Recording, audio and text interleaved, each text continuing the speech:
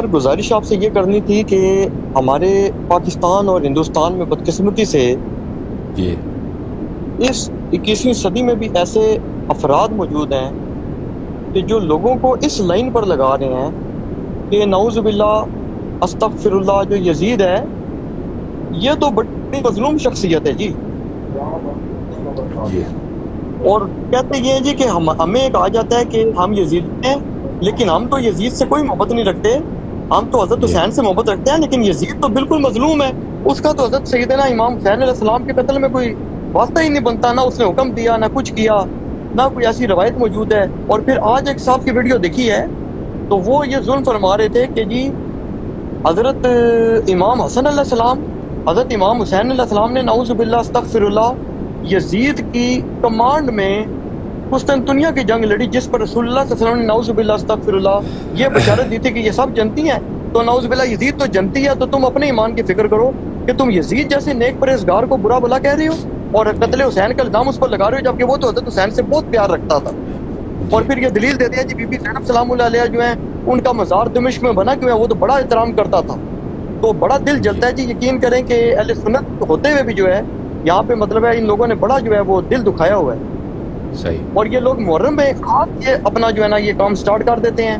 پہلے ان میں ناسبی جو تھے نا وہ ان سے بہتر تھے، جی جو نعوذ باللہ استغفر اللہ جو کتب میں تھے نا وہ ان سے پھر بہتر تھے، کہ اپنی جو منافقت اور اپنی جو شیطانی تھی نا اور اپنی جو ابلیس کی پیروکاری تھی وہ یہ ننگی زہر کر دیتے تھے، کہہ دیتے تھے کہ یزید نعوذ باللہ استغفر اللہ حق پر تھا، اور حضرت حسین رضی اللہ عنہ نعوذ باللہ انہوں نے غلطی کی، اجتہادی خطا کی نعوذ باللہ استغفر اللہ۔ لیکن یہ ایسے ظالم لوگ ہیں کہ یہ لوگوں کو یہ دھوکہ دے رہے ہیں کہ بھائی یزید کو تو ہم کچھ بھی نہیں سمجھتے، ہم تو حضرت حسین کے قدموں کی خاک بھی اس کو نہیں سمجھتے، حضرت امام حسین کا تو یزید سے جھگڑا ہی کوئی نہیں تھا، یہ تو ساری بات بنا لی لوگوں نے، ان کا تو یزید کا تو قتل میں واسطہ ہی نہیں، تو اس کا سر کوئی علمی رد کریں آپ، اچھی بات ہے، آپ بہت سنیے، ان لوگوں نے بہت مہربانی، آپ بہت سلامت بہت مہربانی۔ دیکھیں اس کا علمی رد تو بہت آسان ہے، دیکھیں اگر یہ دیکھیں ہر قوم میں ایسے بیوقوف، ایسے پاگل، ایسے ذلیل لوگ ہوتے ہیں جن سے بات کرنا غلطی ہے، کہ ہر قوم میں ایسے ہوتے ہیں، ہر طائفے میں، اور ہر طائفے میں عاقل بھی ہوتے ہیں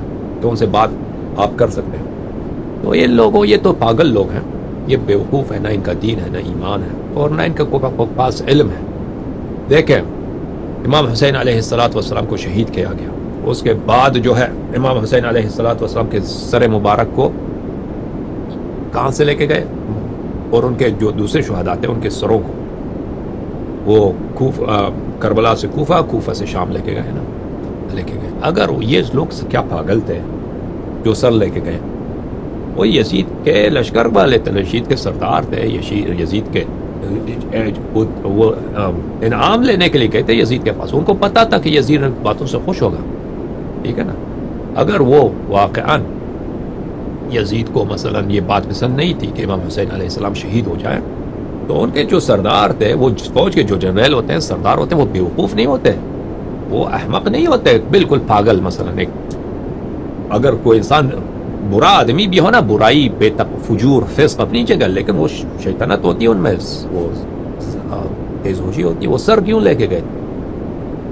آپ مجھے بتائیں، سر کیوں لے کے گئے تھے وہ لوگ؟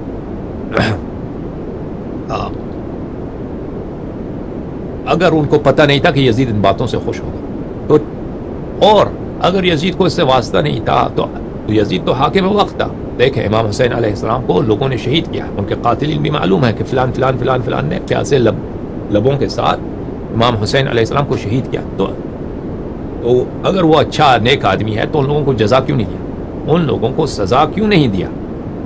کس کا سر کاٹا یزید نے؟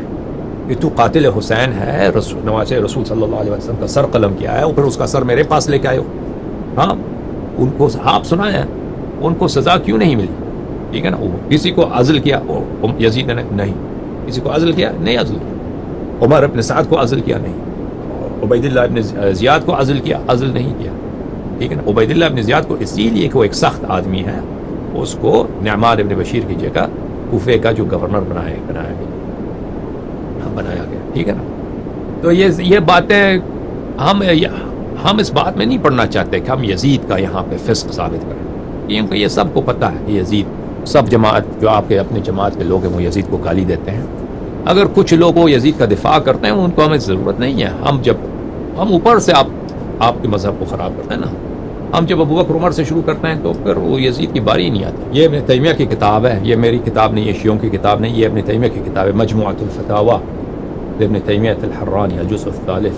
یہاں پہ ملاحظہ فرمائیے صفحہ نمبر 254 میں